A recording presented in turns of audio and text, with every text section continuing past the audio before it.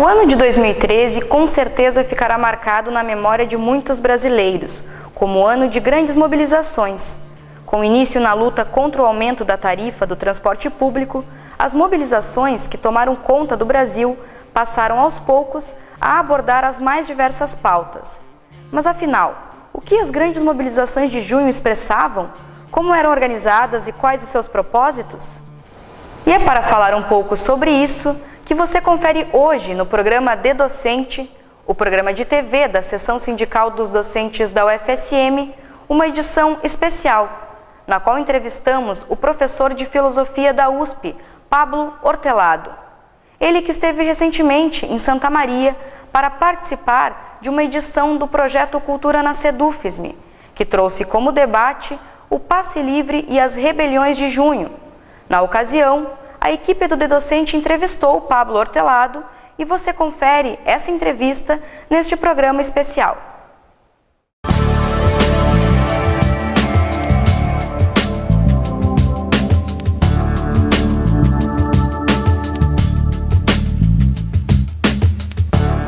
Vamos conversar hoje no De Docente com Pablo Hortelado, professor da área de Gestão de Políticas Públicas da Universidade de São Paulo. Além de docente, Pablo Hortelado é pesquisador sobre ativismo e movimentos sociais e, a partir disso, lançou recentemente o livro 20 centavos, a luta contra o aumento, pela editora Veneta, junto com Marcelo Pomar, Luciana Lima e Helena Juden-Snyder. A publicação trata sobre a atuação do movimento Passe Livre, o MPL, em São Paulo. O professor Pablo Hortelado esteve em Santa Maria para participar do projeto Cultura na Sedufisme, que abordou o tema Passe Livre e as Rebeliões de Junho. Seja bem-vindo, professor. Obrigado. O movimento Passe Livre, o MPL, em São Paulo, pode ser entendido como um resultado de experiências anteriores diversas, que podem espelhar-se, por exemplo, nas manifestações contra a Organização Mundial do Comércio, OMC, os protestos em Seattle, na organização de encontros que não tinham núcleo exatamente em partidos políticos, como foi o caso do Fórum Social Mundial em Porto Alegre. Como entender esse tipo de organização, movimento, que hoje é conceituado como autonomista? O movimento Passe Livre ele tem fonte numa experiência histórica que foi decisiva para eles, que foi a revolta do Buzu em Salvador em 2003. Foi uma revolta mais ou menos espontânea de jovens, maiores secundaristas, basicamente de adolescentes, que tomaram espontaneamente a cidade de Salvador quando houve um aumento da passagem de ônibus na cidade. Então, durante muitos dias, algumas semanas, eles bloquearam as principais ruas da cidade, né, pressionando o poder público a redução do aumento das passagens. O que aconteceu nessa revolta foi que o movimento não tinha um instrumento político, não tinha lideranças, não tinha uma organização política que pudesse fazer intermediação junto com o Estado, né, e pudesse negociar o atendimento dessa demanda. E o que aconteceu foi que, na ausência desse interlocutor, o Estado negociou com a UNE, e a UNE negociou outras questões da agenda estudantil que não diziam respeito à passagem. E a partir dessa experiência, uma parte de estudantes que vinham da luta pela meia passagem, pelo passe livre estudantil, não é, se orientou para assumir essa pauta como uma pauta central, desvinculada, não subordinada ao conjunto daquelas pautas das entidades estudantis tradicionais, né? Então ele reconheceu a legitimidade dessa luta e transformou essa reivindicação da redução das passagens do passe livre estudantil como uma bandeira que tinha um direito que deveria ser reivindicada por si mesma, né? E é assim que nasceu o passe livre. Ele nasce, por um lado, de um setor que estava no movimento estudantil lutando pela redução das passagens e pelo passe livre estudantil, e por outro, de alguns ativistas que estavam no movimento chamado antiglobalização, que vinha do final dos anos 90. Da confluência desses dois setores, né, assumindo essa bandeira da redução das passagens e do passe livre estudantil, que nasce o movimento. Certo. Se fala também que o MPL tem uma inspiração no movimento zapatista do México, né? Que semelhanças, que características unem esses movimentos na sua avaliação? Eu acho que eles são assemelhados no sentido que os dois movimentos eles buscam a autonomia dos movimentos sociais. Não existe uma tradição na qual os movimentos sociais devem ter relações subordinados em relação aos partidos políticos, né? De que os partidos políticos eles conferem uma característica mais geral, de um programa mais amplo, né? A qual os movimentos sociais têm que se subordinar. E tanto os zapatistas como o MPL, eles reivindicam uma outra tradição de que os movimentos sociais eles devem ser autônomos, eles devem ter uma agenda própria, não é? Focada nas suas reivindicações, não deve subordiná-las a esses programas de outra ordem política. Sobre a luta contra o aumento da tarifa de ônibus em São Paulo, né, o fato é que a partir desses protestos, outros se seguiram no Rio, em Brasília, Porto Alegre, seja em função da questão do transporte, seja em função das obras da Copa. No teu entendimento, que elementos agregaram esse caldo de indignação que acabou se espalhando por todos os cantos do país? A repressão policial pode ter contribuído para o crescimento desses protestos? Eu acho que a repressão policial foi um elemento importante, mas o elemento mais importante que eu acho que explica é o fato que faz 10 anos que o Brasil assiste revoltas de transporte. É um processo que passou um pouco despercebido, tanto pelo meio acadêmico, como pelos meios de comunicação de massa, como pelo sistema político, né? Desde 2003, quando aconteceu a revolta do Buzu, aconteceram mais de 10 revoltas estudantis de jovens contra o aumento de passagens. Revoltas que foram muito grandes, algumas, em termos proporcionais, foram maiores que as de São Paulo em junho. Por exemplo, a revolta que aconteceu em Florianópolis em 2005 contra o aumento das passagens, em relação à população de Florianópolis, ela foi maior do que a revolta que a gente viu em São Paulo agora. Então, a gente tem um processo histórico de pelo menos 10 anos de acúmulo e de maturação de um tipo de reivindicação, não é, que não foi capturada pelos estudos acadêmicos, não foi capturado pelos meios de comunicação de massa que praticamente não relataram o que estava acontecendo, porque aconteceu em cidades que estão fora, digamos, do eixo de atenção dos meios de comunicação. E os partidos políticos também não captaram essa reivindicação e incorporaram nas suas agendas políticas, né? Então são 10 anos que nós temos assistindo essas revoltas que aconteceram em Salvador, aconteceu 2 vezes em Florianópolis, aconteceu 2 vezes em Vitória, aconteceu em Belém, não é? Ela vem se acumulando e eu acho que esse foi o principal fator, não é? Que é uma indignação nesse setor, sempre com estudantes, sempre levando os estudantes para bloquear as ruas, para pressionar o poder público, não é? Em vários desses casos, tendo uma vitória como consequência. Eu acho que a grande inovação, a grande novidade em 2003 foi que isso aconteceu no centro de atenção do país, que foi em São Paulo e logo depois no Rio. Nos momentos em que esses protestos se espalharam, né, pelo país, houve rejeição à questão das bandeiras dos partidos políticos, a presença de sindicatos, né? E nesse momento, lá em São Paulo, o MPL chegou a dizer que estava se retirando porque não iria servir, digamos assim, de escada para que movimentos de extrema-direita, movimentos fascistas, se apropriassem dessas manifestações. Como tu analisas esse momento, né? Eu acho que isso foi uma decisão muito difícil para a MPL, porque, por um lado, essa reivindicação que surgiu espontaneamente nas ruas, não reivindicação, essa rejeição às formas institucionais de luta, estava de acordo com um dos princípios do MPL, que é a autonomia dos movimentos sociais, não se subordinar aos partidos, né? Optar por meios de pressão direta, sem a mediação parlamentar. Por outro lado, o MPL é um movimento de esquerda, que está afiliado à esquerda, tem uma interlocução com os partidos de esquerda, com o campo dos movimentos sociais de esquerda, não é? Eu acho que essa decisão do MPL foi de dar um recado claro de que ele se filiava ao campo da esquerda, apesar de, não é, ter uma posição política que se pautava pela autonomia em relação às forças institucionais. Diante desse quadro, né, da ascensão de movimentos autonomistas como o MPL e ao mesmo tempo da dificuldade de mobilização de sindicatos, a falta de credibilidade dos partidos políticos, qual é o cenário que talvez poderíamos vislumbrar a partir desse quadro? Eu acho que o cenário mais positivo que a gente pode ver é o desenvolvimento de movimentos sociais que são autônomos, ou seja, eles perseguem os objetivos que são próprios dos movimentos, eles não se subordinam às agendas dos partidos políticos, não é?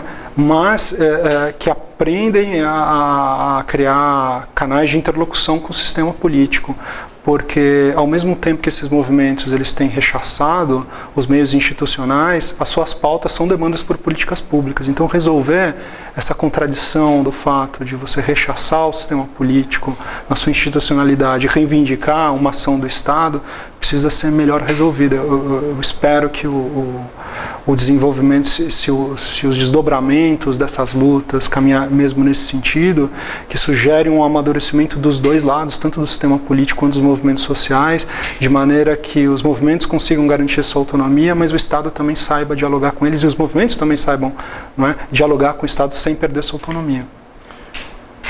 A gente observou que houve essa ascensão, né, das manifestações, dos protestos entre junho e julho, e depois as coisas mais ou menos voltaram ao seu curso normal, entre aspas, né?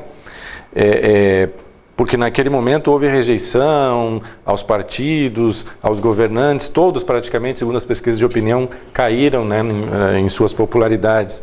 Mas depois isso, de certa forma, se arrefeceu. Na sua avaliação, quais os efeitos concretos dessas manifestações e se elas podem voltar a ocorrer a qualquer momento ou, quem sabe, às vésperas da Copa do Mundo, no ano que vem? Eu acho que a Copa do Mundo é assim, tudo leva a crer que haverá algum tipo de manifestação, que haverão manifestações, acontecerá com certeza, a gente não sabe o tamanho da dimensão dessas. E é possível, não é, dado as expectativas que esses atores estão colocando na Copa do Mundo, que as manifestações sejam bastante grandes, não é? Mas é um pouco imprevisível. O processo, o fato dessas manifestações terem arrefecido, aconteceu de uma maneira muito desigual pelo Brasil, né? Porque os meios de comunicação centram muito a atenção na cidade de São Paulo, no Rio de Janeiro. O Rio, mesmo o Rio, ele teve desdobramentos até muito recentemente, né, com manifestações grandes, por exemplo, de apoio à greve dos professores municipais. Em Belo Horizonte teve um processo de constituição de uma grande Assembleia Popular Horizontal, Assembleia nos Bairros, que foi muito expressiva. Em Fortaleza houve a constituição de um movimento para salvar o Parque do Cocó. Então a gente teve desdobramentos pelo Brasil que foram um pouco mais duradouros, foram além de junho. Certo, mas os efeitos concretos ainda é difícil de ter clareza, né, em relação a que tipo de transformação... Eu acho que é muito cedo, né? Se esse processo ele continuar em expansão e tendo seus frutos, eu acho que a gente vai conseguir ver como o cenário se constitui só daqui a 1 ou 2 anos. É um processo que ainda está em curso. Existem pensadores até avaliando esses processos, refletindo sobre esses processos, né? Não só aqui no Brasil, mas em todo o mundo, porque temos situações como Primavera Árabe, né? Occupy Wall Street, enfim.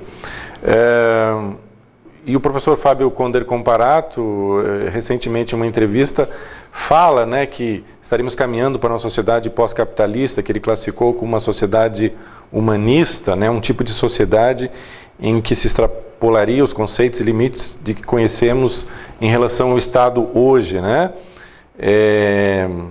E é interessante porque esses movimentos autonomistas, ao mesmo tempo, como tu disseste, que procuram dialogar, né, com o Estado, eles também rejeitam o Estado como ele é hoje, né? Um Estado que se baseia muito na repressão, na falta de diálogo, né? Como é que tu vês essas perspectivas, essas reflexões sobre isso? Eu acho que hoje ninguém tem um caminho muito bem desenhado e esses movimentos não fogem à regra, né? O que eles estão é apostando numa via não institucional, numa via que fortalece a participação de base, não é? Que foi um processo que estava na origem dos partidos políticos de esquerda no Brasil, em particular do Partido dos Trabalhadores, não é? E que no processo de desenvolvimento e de opção pela via institucional se perdeu, né? Então ele está resgatando essa ideia de participação direta, processos assembleários, horizontais, né?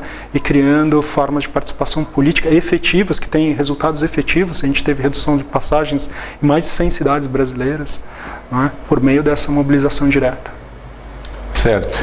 Nas manifestações, em entrevistas que tu concedes, em muitas delas tu ressaltas essa questão da internet enquanto uma ferramenta importante de organização e de mobilização de movimentos como o MPL, né?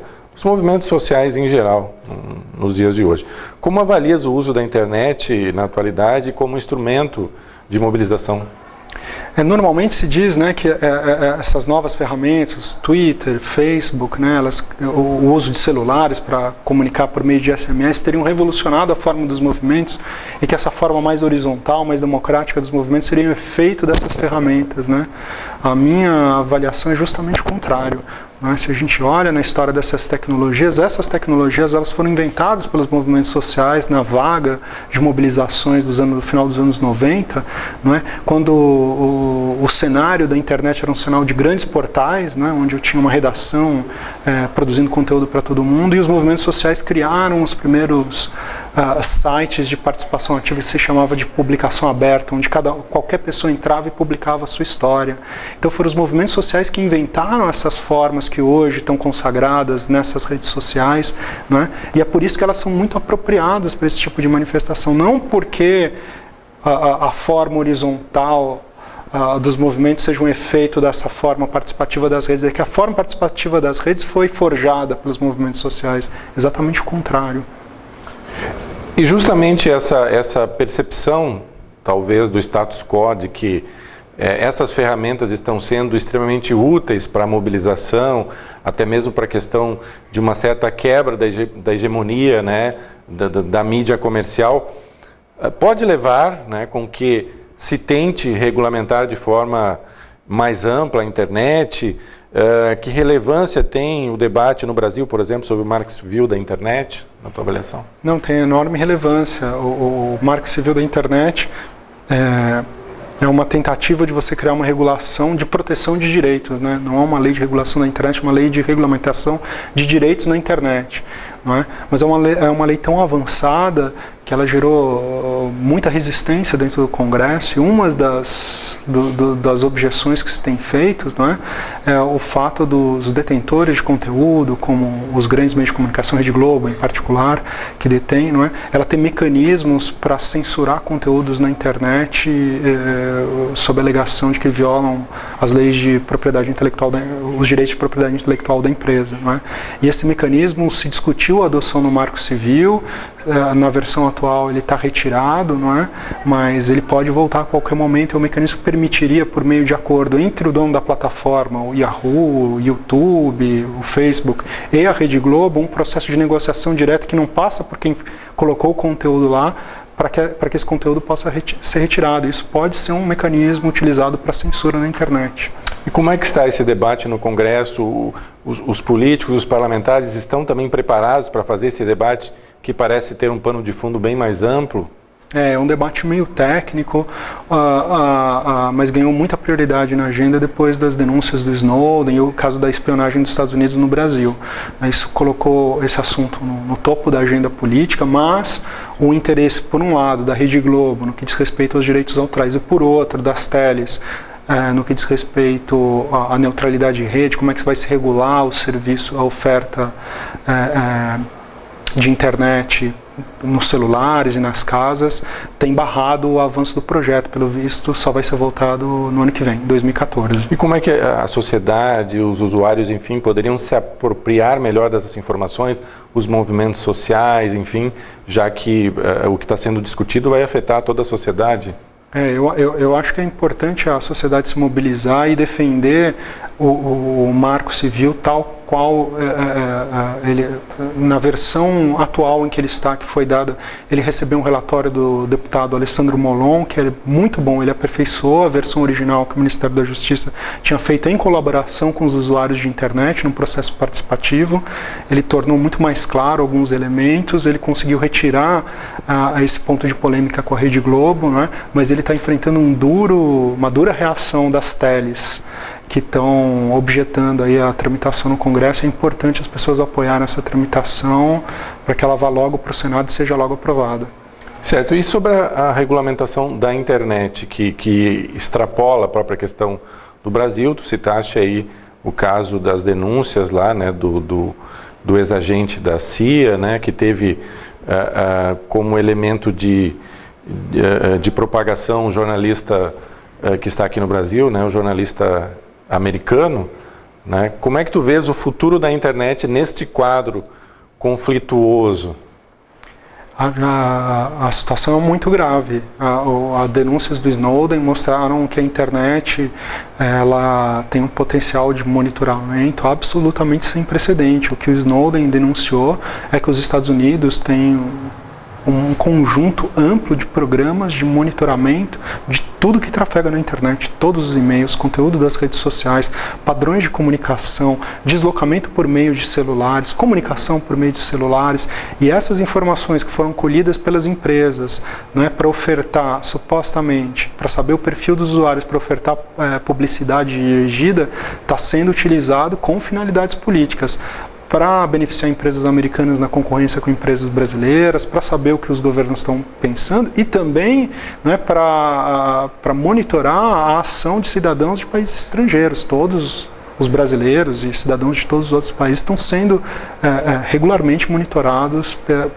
pelas agências de inteligência americanas. O governo brasileiro, depois dessas denúncias, né, de que até os e-mails pessoais da presidente da República teria sido monitorado, anunciou algumas medidas de segurança ali e tal. Tu achas possível que um país, né, que de certa forma tudo passa pela, por exemplo, Facebook, Google, enfim, dos Estados Unidos, tem como se proteger dessa questão da espionagem? Então, em curto prazo, acho que não. O que eu acho é que a gente tem que ter um conjunto de medidas muito amplas, que são de médio prazo, mas que elas precisam ser tomadas agora. Por exemplo, a gente precisa desenvolver serviços de criptografia, não é? Para criptografar os e-mails, para que eles não possam ser monitorados, não se saiba qual é o conteúdo deles. Essas tecnologias não estão bem desenhadas, né? O governo está querendo implementar um serviço, mas é um serviço que não é muito bom e é apenas na escala governamental. A gente precisa levar essas tecnologias para todo mundo, para os usuários comuns. A gente precisa uma infraestrutura de internet boa no Brasil para o nosso tráfego não precisar passar para o Miami antes de voltar para o Brasil, permitindo que os Estados Unidos monitore quando passa por Miami. E a gente precisa ter ou uma indústria brasileira de operadores desse serviço de internet, ou de preferência atores nacionais não comerciais, como a gente tem, por exemplo, a Wikipédia, né? Por que não ter uma rede social não comercial? O Brasil tem a oportunidade de desenvolver essas tecnologias que já existem, já estão em fase de desenvolvimento, e se o Brasil colocar na agenda, a gente pode dar com um pouquinho de empurrão financeiro do governo brasileiro, levar essas tecnologias para um ponto de maturidade para serem adotadas massivamente a partir do Brasil pelo mundo. Certo. Nós conversamos aqui no D-Docente com Pablo Hortelado, professor de Gestão de Políticas Públicas da Universidade de São Paulo e que esteve em Santa Maria para falar, né, sobre o passe livre e as rebeliões de junho. Muito obrigado, professor. Obrigado. O D-Docente de hoje termina aqui, mas seguirá disponível para o acesso através dos sites da TV Santa Maria e da Sedufisme. Também convidamos você a visitar as nossas redes sociais. Críticas e sugestões ao programa podem ser enviadas para o e-mail da Sedufisme. Obrigada pela audiência e até a próxima edição do programa D-Docente. A Sedufisme deseja a todos e a todas um ótimo ano novo, cheio de lutas e conquistas.